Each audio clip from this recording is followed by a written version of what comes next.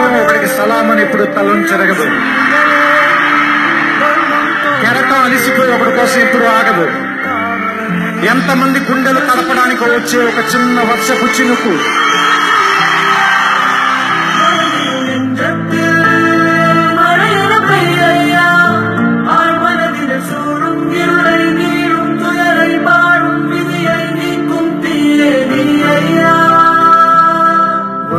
Doctors ఈ చెయ్యి ఇలా పట్టుకుని పల్స్ చూస్తారు కదంట. పవన్ కళ్యాణ్ గారికి ఇక్కడ పట్టుకుంటే ఆడియన్స్ పల్స్ తెలుస్తుంది అనుకుంటా. ఆడియన్స్ రియాక్షన్ చూస్తుంటే అర్థం అవుతుంది ఆయన కొన్ని ఫాలోయింగ్ ఏంటో.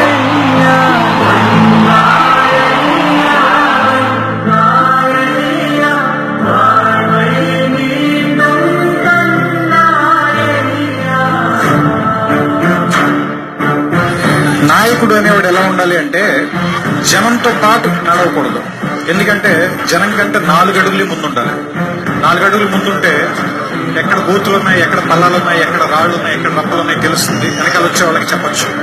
నాకు తెలిసి కళ్యాణ్ గారిని చూసినప్పుడల్లా నాకు అదే మాట గుర్తొస్తుంది. ఒక్కొక్కరిని ప్రత్యేకంగా కలుసుకోవాలని ఉంటుంది నాకు కోరిక.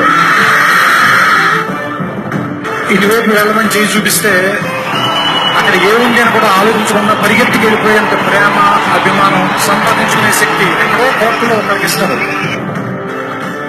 ఒకడెవడో వస్తాడు, వాడు వచ్చి మనందరికీ న్యాయం చేస్తాడు అని అనుకున్నప్పుడు వాళ్ళు నా వైపు చూసినప్పుడు నాకేం గర్వంగా అనిపించదు.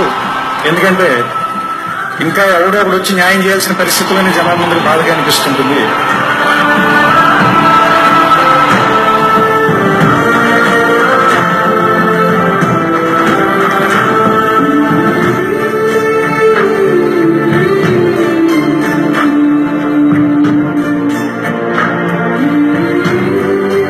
ప్రజా సమస్యలు పరిష్కరించాలి. ఒక గ్రామంతో సరిపోదు. మొత్తం అనంతపురం, మొత్తం రాయలసీమ, మొత్తం సీమాంధ్ర, ఆంధ్రప్రదేశ్ సమస్యలన్నీ నాకు పరిష్కారం చేయాలి.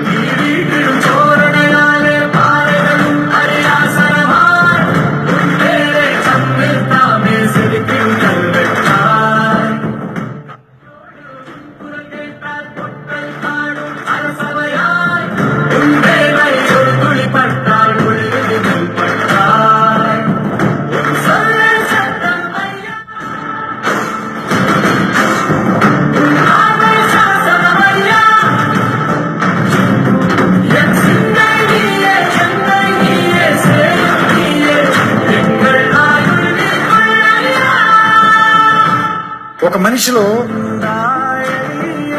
పూసంతైనా పుణ్యం చేసి ఉండకపోతే శివుడు పిలవడని సీతారామ శాస్త్రి గారు చెప్పారు. ఇది బహుశా నిలువెట్టు మంచితనం అయి ఉంటుంది. అందుకని ఇంతమంది అభిమానులు ఉన్నారు, ఇంతమంది ప్రేమించేవాళ్ళు. వెనకాలే వస్తారా?